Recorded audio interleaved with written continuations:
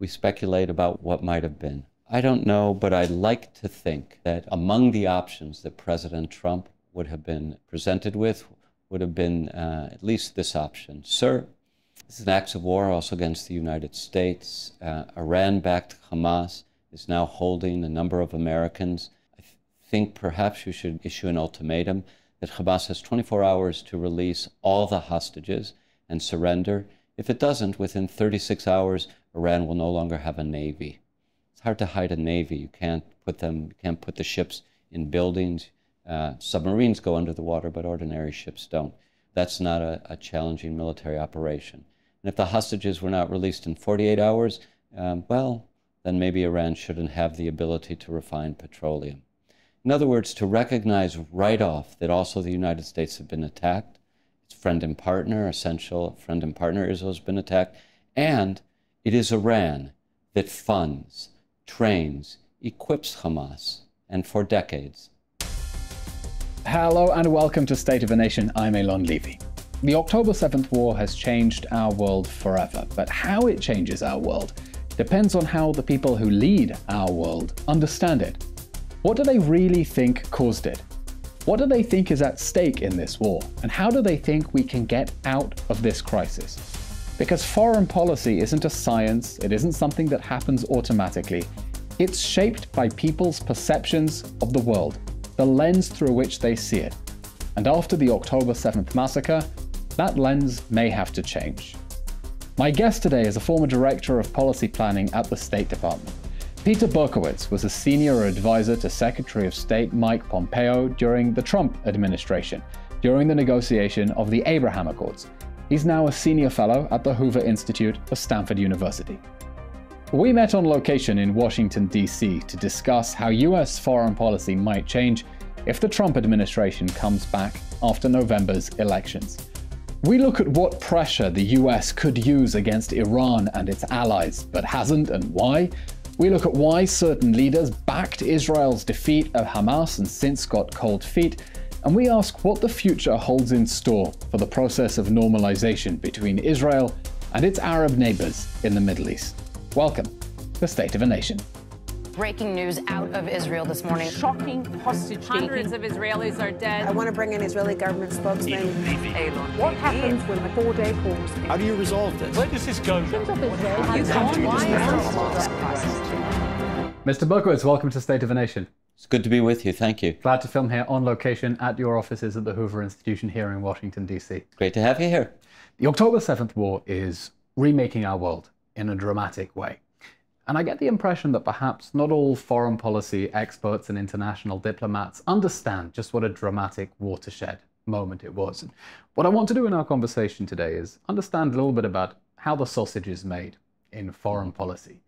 Have a look at how the world has changed as a result of October 7th and how the decision-making processes are playing catch-up, because part of how the world is changing depends, of course, on how leaders interpret those events. So before we start, I want to get your take. How do you think the October 7th war is remaking the world? And do you think foreign policy elites understand that? So first of all, it involved a perpetration of mass atrocities against the Jewish people, the likes of which we haven't seen since the Holocaust. An eruption of radical evil back into our midst. Now, it's true, terrible things go on around the world all the time. It's true that here in the United States, we tend to step back. We're protected by two immense oceans, friendly neighbors to the north and the south. But that radical evil, I think, should change calculations.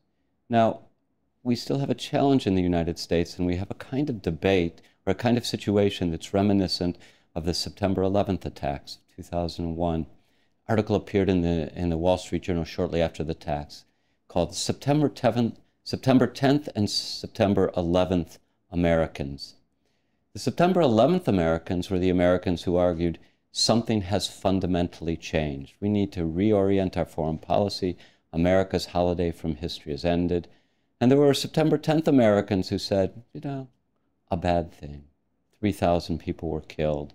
The Twin Towers came down. The Pentagon was attacked. Another passenger airliner came down thanks to brave passengers in the fields of Pennsylvania. But the world is not fundamentally altered, and American foreign policy need not change. So I think we're still in a situation like that here in the United States. And I should add this. You see a split between Democrats and Republicans, but in a way, both sides are doubling down on their old positions. I happen to think that the conservative side is right on this. In other words, when conservatives, Republicans, people like former Secretary of State Mike Pompeo, for whom I served, look at the October 7th attacks, what do they see? They see Iran-backed Hamas erupting, just as they expected Iran-backed militias around the Middle East to eventually erupt if the United States couldn't constrain the Persian super tiger. What do Democrats tend to see? They tend to see the failure of diplomacy to produce a two-state solution to the Israeli-Palestinian conflict. So in this particular case, although different policies would be accepted, there is this eruption of radical evil. Both sides see some vindication. I believe the conservative side is right to have understood Iran as the principal threat, to the principal menace to stability in the Middle East. And I believe the Democrats to be wrong to continue to think that the solution to instability in the Middle East is a Palestinian state right now. It's intriguing that you say that, and I do want to get specifically onto the question of the so-called two-state solution, but it appears to me that when October 7th happened, there was a radical shift where something changed in foreign policy circles. Israel had always been told that the presence of Hamas in Gaza is just something it needs to tolerate and live next to. And then October 9th, former President Barack Obama says we have to stand by our ally Israel as it dismantles Hamas. And then the tide very quickly turned and reverted to mean where even Israel's allies said, no, you need to go for a ceasefire now that will leave Hamas in place. And I'm wondering, how do you see how that happened? Yeah. How did that sudden realization that Hamas has to go, how did that evaporate? Yeah, so maybe it would be better to say that foreign policy, the world fundamentally changed for about 10 days, from October 7th to October 17th. Yes, former President Obama said that. Current President Biden stood by Israel, insisted that Israel would receive the weapons it needed, condemned Hamas, traveled to Israel to show solidarity, and not least sent a very substantial naval presence with fighter aircraft on aircraft carriers to warn, to deter against Hezbollah joining in the fray. 10 days, 2 weeks that lasted. Why did it continue to erode? Well, first of all, old habits die very hard. And the Obama approach, which is also the Biden approach, has been that Iran actually, with careful diplomacy, can be turned into a responsible stakeholder. And the way to turn it into a responsible stakeholder is to cajole it, to ease sanctions, to speak to them like adults, or adults trained at Yale Law School and Harvard Law School. The approach of the Pompeo State Department was to impose a maximum pressure sanctions campaign on them. Yes, to bring them to the negotiating table, but to bring them to the negotiating table on terms favorable to the United States. So I think it was return of the old bad habits and, a failure to connect. When I say Hamas in the United States and when I write about Hamas, I almost always, I've done it today, I want to correct that. I almost always introduce Hamas by referring to it as Iran-backed Hamas. When I write about Hezbollah, I refer to Iran-backed Hezbollah. And of course, we know that Israel is engaged in a seven-front war against the head of the octopus, which is in Tehran. But Americans don't know that, or many Americans don't know that, and I blame the administration for not educating Americans about that. Do you think that the administration, though, understands that what we are seeing in the Middle East is a war in which Israel is fighting against the Iranian regime and its proxy armies on seven fronts? Is that the paradigm through which they understand this conflict? As a technical matter, I can't bring myself to believe that they don't understand the words that we're using. Well, they're clearly not oblivious. Yes, right. But have they digested that? Does it receive expression that Israel is engaged in a seven-front war Iran has imposed in it? Has it received expression in a compelling or defensible foreign policy? No. The answer is no. And in what way do you think it should receive expression? That is, if you were in the State Department when Hamas launched this infernal war on October 7th, how do you think American foreign policy would have been different if driven by the understanding that this is Iran's seven-front war against Israel and that it happened because of a failure to contain the Iranian menace? We speculate about what might have been. I don't know, but I'd like to think that on the afternoon of, in the United States, September 7th, that's late afternoon, that's midnight in Israel. We know by then in the United States that thousands of jihadists burst through... October 7th.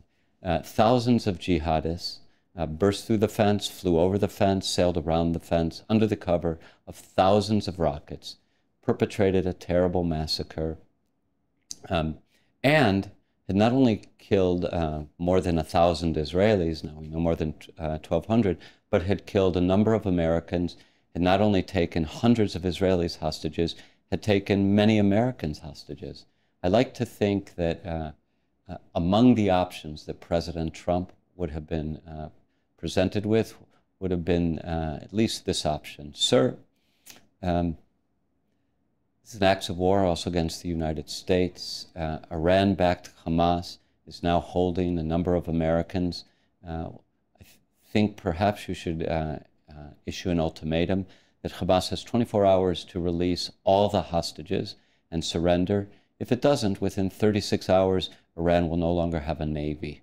It's hard to hide a navy. You can't put the ships in buildings. Submarines go under the water, but ordinary ships don't. That's not a challenging military operation. And if the hostages were not released in 48 hours, well, then maybe Iran shouldn't have the ability to refine petroleum. In other words, to recognize right off that also the United States have been attacked, its friend and partner, essential friend and partner, Israel has been attacked, and it is Iran that funds, trains, equips Hamas, and for decades. I'm intrigued by this because it's so different from the orthodoxy driving foreign policy now. First of all, the understanding that this isn't Hamas as an isolated actor, it is an Iranian proxy army. But also the understanding that even if you're going to go to some sort of negotiated deal, you need to do it on terms that are favorable to you. And for me, one of the most frustrating things is I've been trying to support the hostage families who are going blue in the face, chanting, "Bring them home," is that none of our allies have lifted a finger to use any of their leverage over Hamas and its patrons, Iran, Qatar, and Turkey, to force Hamas to let them go, or at least to be amenable to a deal. And so I'm wondering, whether you were in the administration or not in the administration, what levers of foreign policy influence do you think the United States and its allies have on Hamas and its backers that might force them to let the hostages go, or at least sign a deal that will see them freed? I think the principal leverage is in regard to Iran. As we said, as you Israelis say, Tehran is the head of the octopus. I would reimpose the Pompeo maximum pressure campaign, ratchet up sanctions on the Iranians, make clear to all the world that in effect this is an Iran operation, as Hezbollah is an Iran operation. Hezbollah is a wholly owned subsidiary of the Iranians. And if once the Iranians got the message, the Qataris would get the message as well. But this is also a matter of rhetoric. Yes, behind the scenes there's a way to ratchet up pressure. In front of the scenes through intensifying sanctions. But here rhetoric counts for a great deal. From the first day, the United States should have been demanding Hamas's surrender. We should not be treating this war as if it's a war between two sides, each of which has a just cause, and the job of the United States is to mediate. In fact, we're not even doing it that way because almost all of the public pressure for a ceasefire is directed at Israel. It should be exactly the reverse. We should be encouraging, from the beginning, we should have been encouraging Israel to defeat Hamas. Now, what is the defeat of Hamas? We know is a complicated matter. I don't like one of Prime Minister Netanyahu's formulations, nitzachon muchlat, absolute victory, but I do like another one of his formulations, destroy Hamas's ability to govern in the Gaza Strip and wage war in the Gaza Strip. This is attainable. The United States should have embraced this from the get-go. And if the United States had made available to early on and continuously and fully the weapons that Israel needs, fewer Palestinians would die because Israel could have completed its operations, or at least made much faster progress in its, in my opinion, extraordinary operations in Gaza. You gave an overview there of leverage the United States could have used over Iran, and of course in the context of the nuclear issue, though that leverage had been used. Talk to me about Qatar. How does it make sense that Hamas's leaders are hosted in the capital of a major non-NATO US ally that houses the biggest US base in the Middle East? It's a tremendous puzzle, I grant you that. The Qatari perspective is that, that is of people who could appear to be playing both sides against the middle. Their argument is that if Hamas leadership were not comfortably ensconced in Qatar, they would be somewhere else where they would be even less responsible, in which the United States would have less access to them. It was even more difficult to conduct negotiations. Color me skeptical about that. The Qataris would also tell you that, look, it is the Middle East. Everybody else says you have to take into account Middle East realities. One of our Middle East realities is we are just across the Gulf from the Iranians. We share a gas field with the Iranians. We have to accommodate them as well. It's a terrible situation, but the beginning of wisdom in Middle East politics, as a friend of mine likes to tell me, all options are bad. In this case, all options are terrible. And yet Qatar had the option on October 8th to threaten to extradite Hamas's leaders to the United States for having abducted American citizens. That didn't happen, and I don't think that the United States even tried to make it happen, so why not?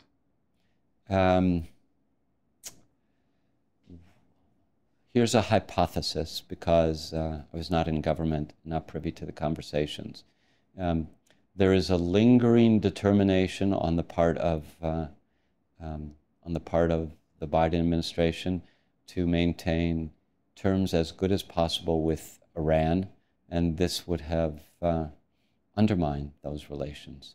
Essentially, you're saying it comes down to that the policy of trying to put pressure on Iran would sabotage a broader vision of trying to cajole Iran into being a responsible power? I mean, at what point does it become clear, even on that side of politics, that Iran has no intention of becoming a responsible power, that it is waging a campaign of brutal aggression and imperialism around the Middle East and trying to destroy a major US ally while it's on the brink of nuclear weapon capabilities? The answer is I do not know when it will become clear to the Biden administration that transforming Iran into a responsible stakeholder, as long as it's governed by the Ayatollahs, is a fool's errand. I would wish that it had come many, many years ago. We're still waiting.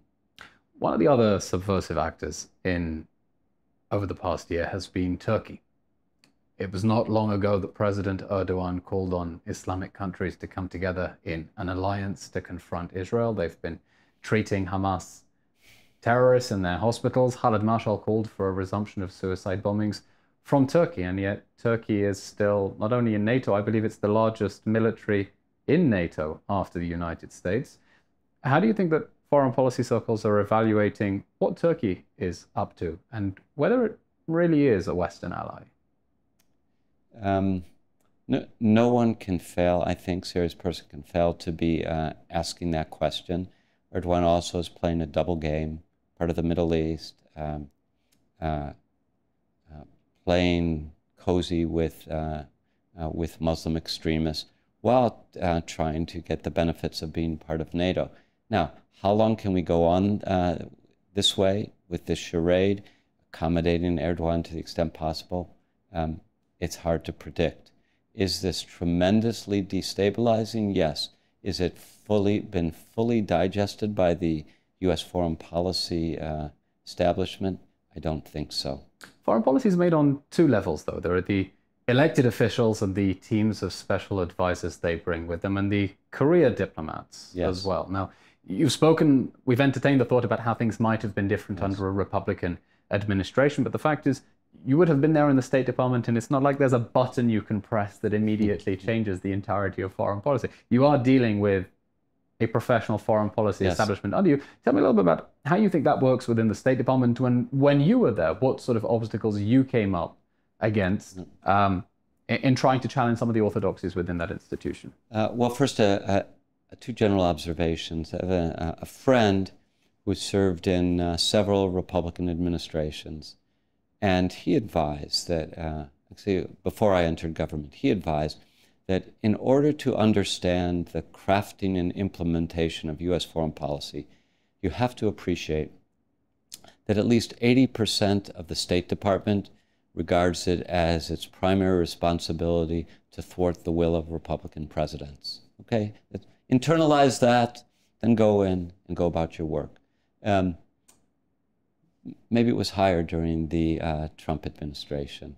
So yes, the career Foreign Service officers and civil servants are a permanent bureaucracy. They have interests of their own. Can you tell me anecdotally maybe how they stymied some of the changes you were trying to advance? I will tell you this story, and then I'll give some examples. My team put out a paper in December 2020 called The Elements of the China Challenge. Its purpose was to summarize Secretary of State Pompeo's views and roughly the views of the Trump administration on the primacy of the China Challenge and how U.S. foreign policy needed to be reoriented around the China Challenge. About the time it came out, a piece appeared in the newspapers about this report, unclassified report. In it, my Office of Policy Planning staff was referred to, I quote here, as the, quote, pro-Pompeo policy planning staff, close quote. Now, yes, exactly. This is bizarre, but in a way fitting. It's bizarre because it's odd. It's odd to note it's pro-Pompeo. Wouldn't you think the whole State Department would see it as its mission to implement the objectives of the Secretary of State? Answer, no. It's the reason it's fitting is because we did stand out. It was manifest to other offices that we thought our job was to help the Secretary of State articulate his objectives and align America's lines of effort around the world with his objectives. So we were peculiar in that way. We would, our job in the policy planning staff would be involved writing notes for the Secretary. We were kind of in-house magazine. We had a readership of one or a few Secretary and officials closest to him. And often we would identify problems, and the Secretary might call an Assistant Secretary and say, please fix this. My office would get a call. Who the hell do you think you are? Why are you telling us? Secretary would explain that this is our job. The order came from the Secretary of State. Protests from the office when they got wind of various opinions we were expressing. There was opposition within the State Department to this paper we were producing. I'll give you another example. Our team thought it was very important to gear up better for the China Challenge, to improve, to increase the number of career Foreign Service officers who spoke not only Mandarin, but also Russian and Farsi and Arabic to deal with America's challenges. Took me, the team, many months to go through all the rings to obtain a signature from the Secretary of State to engage for the State Department, ordering the State Department to engage in various actions to increase the number of Mandarin speakers, for example. Now, it was the view of many of the permanent bureaucracy that they were doing just fine on the question of China. They didn't need this. So what did they do when the very clear directives came down from the Secretary? Hire these many people, establish this office, do this with the website. The first thing you do is convene a task force and establish working groups in order to interpret what the Secretary meant by hire 10 new speakers of Mandarin, provide these salary increments. It's a way of appearing to be faithful. You just want to get the Secretary's exact meaning, even though the exact meaning is fairly clear. I'm trying to understand how the levers of foreign policy work, because it appears very clear to me that after October 7th, everything has changed, and that October 7th really has to force a radical rethinking of a lot of assumptions, a lot of orthodoxies. I'll name one example. The American commitment to the two-state solution. For Israelis, October 7th was a moment when Hamas not only killed the dream of peace, it literally killed the dreamers of peace. There are fewer supporters of a two-state solution now in Israel because Hamas murdered and abducted many of them on October 7th, and because Israelis said, we gave them Gaza, we got Hamas. We gave southern Lebanon, we got Hezbollah. They could have made it Singapore, instead they turned it into Mogadishu. Every time we have extended a hand in peace and made territorial concessions, we've been given terrorism. So when people talk about a two-state solution, they ask, how can you guarantee to us that what happened in Kfar Aza won't happen in Kfar Saba, that what happened in Sderot won't happen in Modi'in? Why do you think the creation of a two-state solution wouldn't simply lead to the creation of another Iranian puppet state, only this time on the mountains overlooking Tel Aviv and surrounding Jerusalem? And yet, I've experienced this from a media perspective.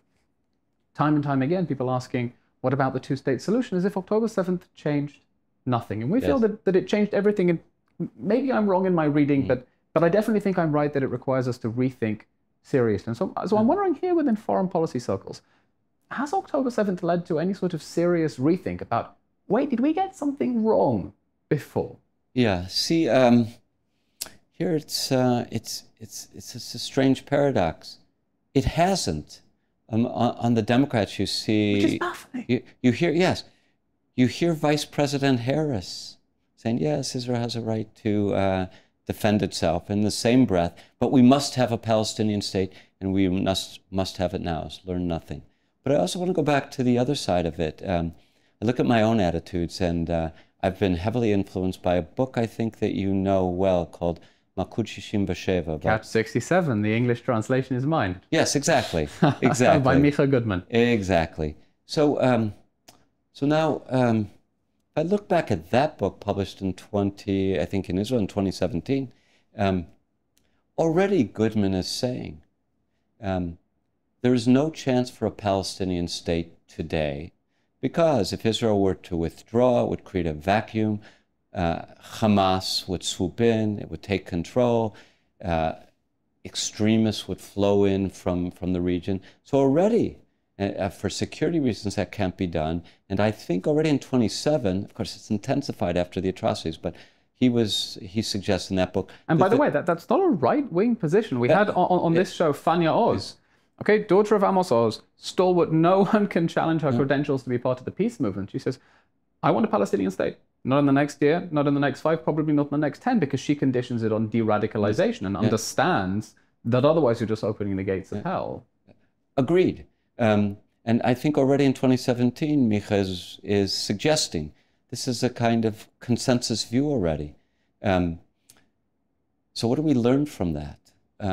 We learn from that in this sense, smart people already understood that the short term in Israel and the Middle East did not allow for the creation of a Palestinian state.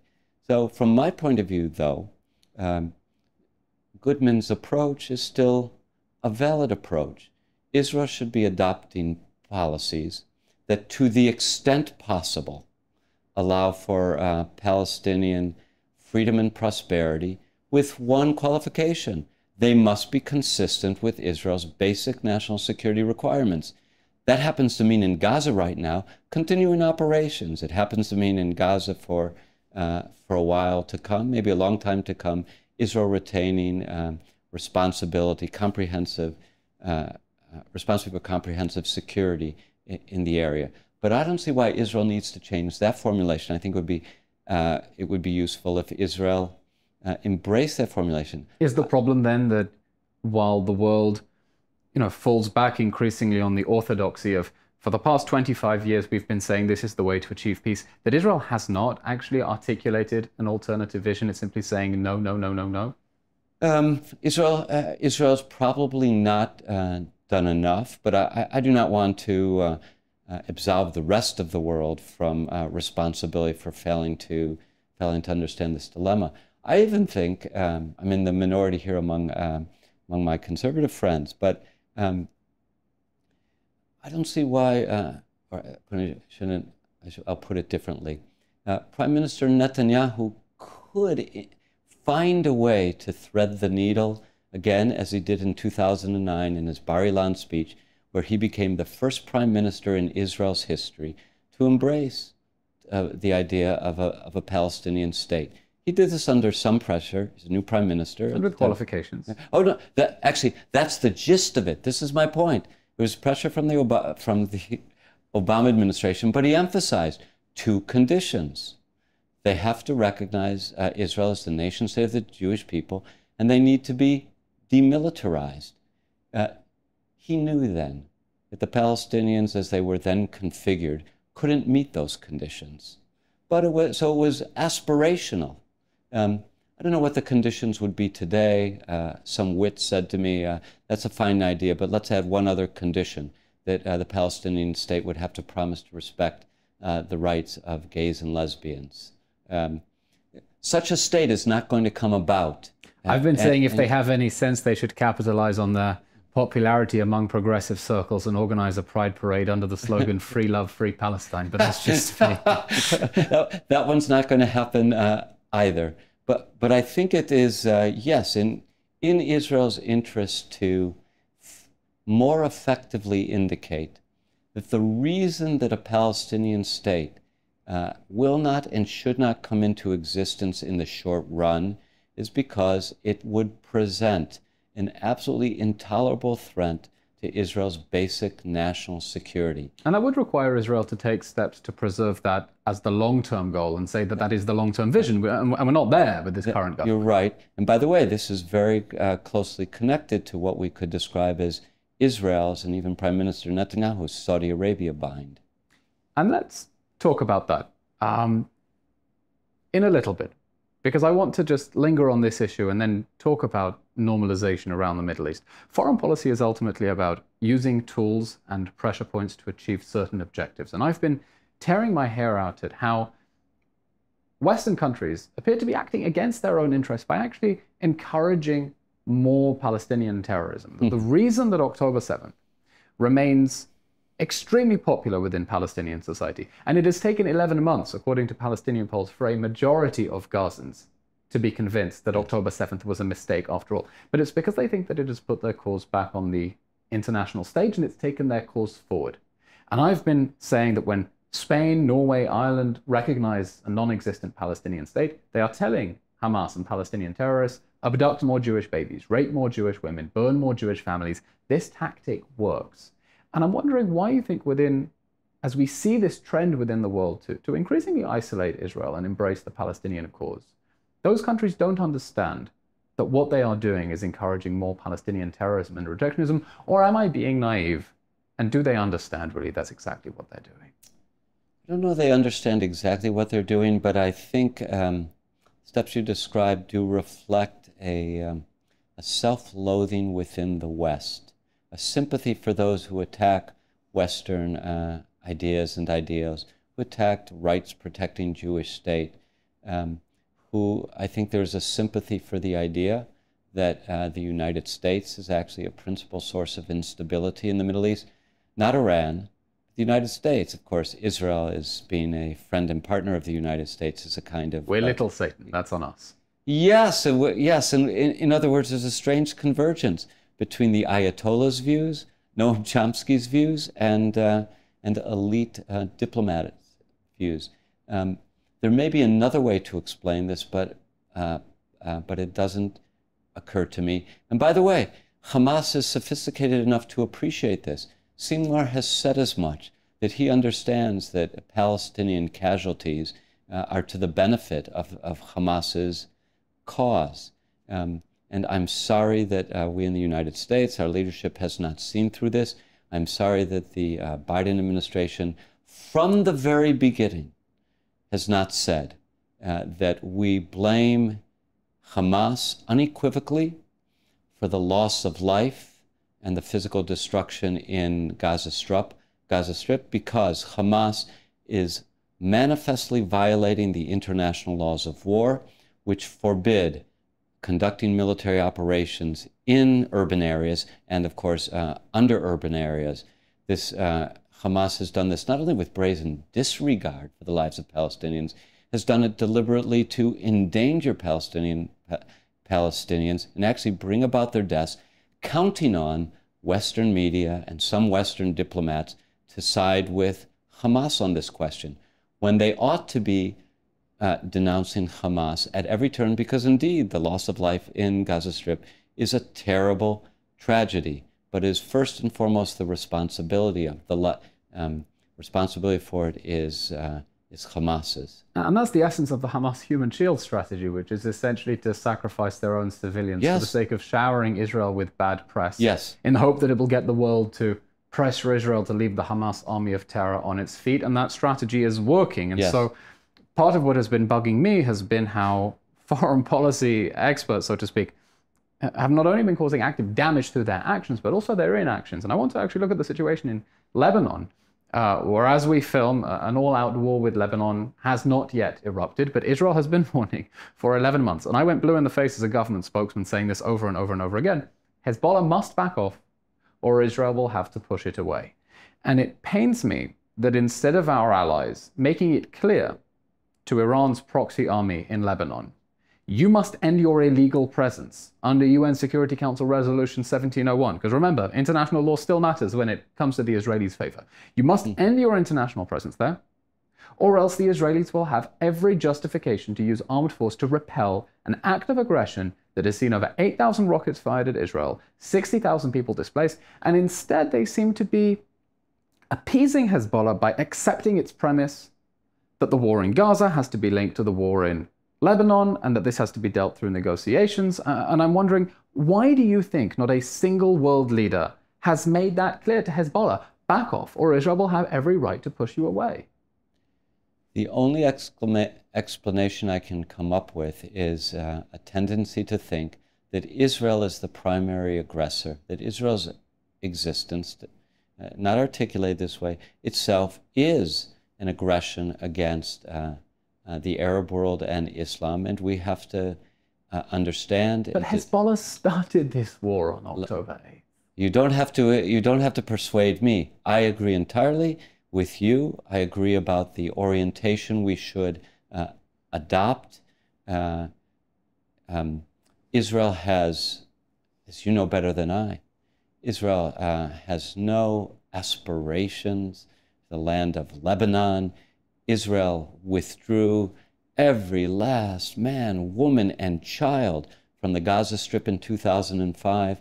The Gaza Strip is a beautiful stretch of land, wonderful beaches. It could have been Singapore. As you know better than I, Israel has had plans for the renovations of Gaza since the 1990s. And Shimon Peres, he had ideas for a beautiful industrial park. They murdered Ophir Libstein, the leader of the local regional council, who was trying to set up a joint industrial park that would bring them prosperity. Understood, agreed. So again, we need to explain why Western-style liberal democracies have not in the first place, to your point, Western-style liberal democracies who espouse the rule of law haven't begun with UN Security Council 1701, which prohibits Hezbollah south of the Litani River. Why haven't we heard constant demands for their withdrawal? You're asking me? I'm asking No, you that yes, I know. question. I'm asking, as someone who traveled the world with the Secretary of State, you're speaking to international diplomats, you understand how they think. Why are we not hearing that demand? Again, and they were asking for the implementation of international law. It isn't much to ask for. Offered you the answer. The answer is, my hypothesis is, a certain sympathy for what they regard to be the Arab predicament, the Muslim predicament. That Israel's presence itself is a provocation. Exactly. If you were in the State Department now, how would you be advising the Secretary of State to prevent an all-out war between Israel and Hezbollah? To the extent there is mediation, what should it be doing? Again, it goes back to a point we made earlier. We should be making life miserable for Iran, letting Iran know that it will pay an enormous price.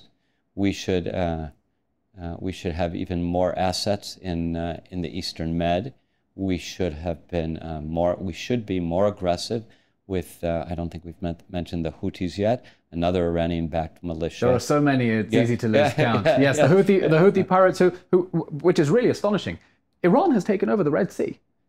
Iran has taken over the Red Sea, and there is no hue and cry in the West about the fact that Iran's Islamic pirates, who publicly execute homosexuals in Sana'a, have taken over the Red Sea, and they can shoot at oil tankers at any time of their choosing. And they do, and the United States is operating there, but I don't see why our ships should be merely operating there. I think we should be taking the battle to the Houthis, because no force, especially Iranian force, should be allowed to impair the flow of international commerce. What does that mean, taking the fight to the Houthis? We should destroy their ability to impair the flow of goods through the Red Sea. A full military campaign to bring down the Houthi regime? A full military campaign. We should do what's necessary to prevent their ability to impair commerce. That doesn't mean remove them from power, but it means destroying their ability to launch rockets and drones at shipping. Which would bring the United States into a full military confrontation in the Middle East. The alternative is to allow this Iranian-backed militia to exert a stranglehold on a crucial waterway for international commerce. Which is what it's doing now. Yes, that's my point. And by the way, that has another implication. The United States at the moment is engaged in a worldwide struggle with authoritarian powers led by China. Russia's part of this. Iran is part of this. North Korea is part of this. What kind of message does it send to our adversaries, and what kind of message does it send to our friends? I'm not asking you this. This is a rhetorical question. It sends a terrible message to our friends and sends a message of weakness to our adversaries that we allow this to happen. And I'm glad you bring this up, because it isn't just about Iran. I think increasingly there is an understanding that Iran and Russia are acting in lockstep, that Iran is supplying Russia with the same drones and missiles it has been using to target Israelis, to target Ukrainians. Fears now that the United States is expressing that Russia could be providing nuclear secrets to Iran in exchange for these ballistic missiles. And I wonder whether you think that within foreign policy circles, there is not only an understanding that the Iranian threat to the Middle East and the Russian threat to Europe are interlinked, but an understanding of what the consequences of that are. And I'll add China to that as well. Well, you should add Iran, China. Russia, China, and North Korea. Because China here is the baddest of the bad actors. It's the most significant authoritarian power. It has made great inroads in promoting authoritarian norms in every region of the world, including in the Middle East. You know, in 2021, the Iranians inked a major deal with the Iranians. Something like, I forget if it was $400 billion over 25 years or $425 billion over 20 years. An enormous amount of money over 2 decades. What does Iranian foreign policy, Russian foreign policy, China foreign policy, what do they all have in common? They all place a priority on frustrating America's ends and goals. What is America's end or goal in goals in the Middle East? Essentially, we should want peace, prosperity, national self-determination, the ability of our friends, like Israel, to live in peace, security. That's our goal. Iran's goal is the opposite, because America wants that. So our are these regimes tied together, operating together? Do they perceive themselves as having a common interest? Yes, they do. And that's going to require a significant shift in what it means to contain these regimes. You spoke about taking the fight to the Houthis, but it seems to me that simply, playing whack-a-mole and taking out their ability to fire on ships in the Red Sea dodges the question that the core of the conflict here is an Iranian expansionist regime with a campaign of aggression and imperialism across the Middle East. And I'm wondering, with the increasing understanding that Israel is fighting a war against the Iranian regime and its proxy armies on 7 fronts, do you see any way to contain the Iranian regime, short of taking the fight directly to the Iranian regime and ultimately bringing it down? I mean, what does it mean to target the root cause at source? Yes. Well, look, in the when Mike Pompeo entered the State Department in the spring of 2018, he'd been head of the CIA for the previous year. One of his first actions was to assist with withdrawing the United States from the JCPOA, the Iran deal of 2015, and imposing this maximum pressure campaign. Now, there are a couple of aspects to this. One is Pompeo had concluded that this was a bad deal and the Iranians were cheating. But second, and this is often obscured, the Iran deal was a deal about Iran's nuclear weapons. It had nothing to do with the development of ballistic missiles that could deliver nuclear weapons. It had nothing to do with the funding of terrorism, instability, militias throughout the region. The maximum pressure campaign greatly reduced the cash that the Iranians had available. When the Biden administration enters, it immediately begins relaxing sanctions, including increasing by tens of billions of dollars the money that Iran had available now to fund militias throughout the region. So I'm not prepared to say that the United States must launch war against Iran, but I am prepared to say... Should it pursue regime change? Pardon? We have not had a good experience with regime change in recent times. But here's a first step we should take. We should return to a maximum pressure campaign. We should starve the regime of funds.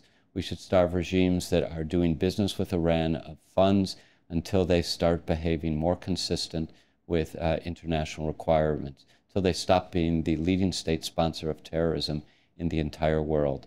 Where does Hezbollah? You know better than I. So I keep asking. I think you're the foreign policy expert. These are rhetorical questions. Just like Hamas, Hezbollah is funded, equipped, trained by Iran. Same of militias in Syria and Iraq. The Houthis, Hamas. Hamas, by the way, as you know, not just in Gaza, but in Judea and Samaria, the West Bank. So a big step forward would be to return to the maximum pressure campaign. And essentially maximum pressure means aggressive containment. Aggressive containment, it will help if America's allies on the ground are able to do that without the need for external American military force. And when the Prime Minister spoke in Congress in his historic 4th address, he called to transform the Abraham Accords, which played such a pivotal role in crafting, into an Abraham alliance, into a regional security architecture in which Israel and other American allies can work together in lockstep to contain Iran. And I'm wondering, of course, the jewel in the crown of the process of normalization is Saudi Arabia. Yes. That would be truly transformative. I'm wondering, what do you think Saudi Arabia's interest is in normalizing with Israel? Mm-hmm. Why hasn't it happened yet? And what is it going to take for that to come through? First, had Saudi Arabia not given at least a blinking yellow light, maybe a green light, it's hard to imagine the tiny city-state of Bahrain, which is connected by a causeway to Saudi Arabia, and the United Arab Emirates, a neighbor of Saudi Arabia. It's hard to imagine without that blinking yellow light, green light, those countries going ahead with normalization. Normalization involves some pretty nifty diplomacy. It refuted the view of Secretary of State John Kerry, who in 2016 said that there was no chance of Israel improving relations with any neighboring Arab states unless it made full peace with the Palestinians. add this. In addition to the nifty diplomacy that brought about the Abraham Accords, there was hard, cold, concrete interest on which those accords were based. First, foremost, security, a common enemy, Iran, the Islamic Republic of Iran, a theological, expansionist, revolutionary Islamist regime. The Gulf Arabs know that they're threatened by Iran. In fact, they will tell you, they'll say it with a smile, oh, those Israelis, they think they're at the center of the world. They think the Iran threat is all about them. They don't understand how much the Iranians say it's us they want to destroy.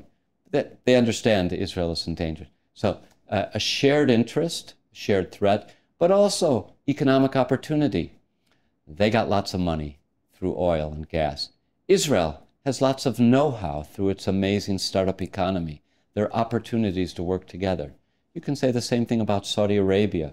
They have even more oil, and Israel has a tremendous amount of know-how that would be valuable for the Saudis, the one hand, and the common enemy, which is Iran. So MBS, the heir apparent, the effective, many ways effective ruler of Saudi Arabia, has signaled in a variety of ways that he would like to see this deal come to fruition. He's imposed conditions. 3 conditions on the United States, 1 on Israel. 3 conditions on the United States. He wants more sophisticated weapons, F-16s, more F-16s, maybe F-35s, aircraft. He wants a civil nuclear program. Saudi Arabia won't always have oil. That's a big ask. And he wants a formal security agreement with the United States. 3 big asks.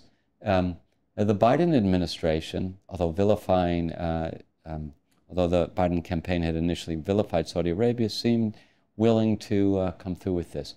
There is an ask from Israel. And you'll recall,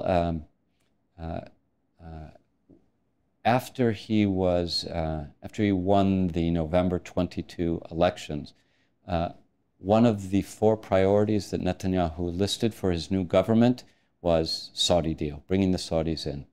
What was the Saudi condition? And this was a condition that they had been making clear for already a year before Netanyahu was reelected. That was Israel must take some steps to promote a Palestinian state. Is that because Saudi Arabia really wants to see a Palestinian state, or just because it needs the political cover to say, look, we haven't abandoned our Arab brothers? Probably a little of both, but even if it's wholly a matter of, even if the ruling family were cynical about this, and this demand reflects a political necessity given a significant portion of the 35 million or so people who live in the Kingdom of Saudi Arabia, I believe it's real. They need a gesture or two. Now, my own view is that the gesture could look like Bar Ilan speech of 2009. That was before the October 7th massacres. That changes things, so what that gesture will look like now is going to be different. But they need some kind of gesture. In other words, it's a real political necessity, whether it comes from deep within their hearts because of a concern for the future of the Palestinian people, or the recognition that their population demands it. It's real, and one of the great challenges for diplomacy is how Prime Minister Netanyahu can meet this requirement consistent with the imperatives of Israeli security in a post-October 7th Square world. that circle. Mr. Berkowitz, so much more I want to unpack your brains about. We will have to do it next time you're in Israel. Please promise me you'll come back and we'll do a follow-up episode. But you do have a book coming out soon, published by Real Clear Politics, explaining Israel, the Jewish state, America, and the Middle East, 2014 to 2024. Tell our viewers briefly what that's about. This book is a collection of essays that I have written, 40 essays that I've written over the last 10 years. Many of the essays were written on visits to Israel. They are based on conversations with a wide range of Israelis.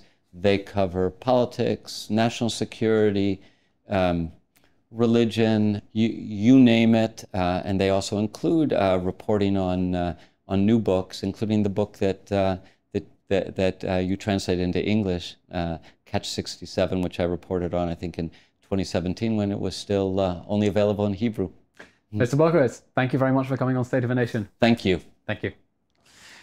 And that brings us to the end of today's episode of State of a Nation with Peter Berkowitz, filmed here on location in Washington, D.C. at the offices of the Hoover Institution at Stanford University. As always, if you enjoy these episodes, please like, subscribe, follow on YouTube, Apple Podcasts, Spotify, wherever else you get your podcast. Send a link to a friend you think will enjoy getting educated about what is happening beyond the headlines and between the lines. I'm Eylon Levy, and thanks for watching.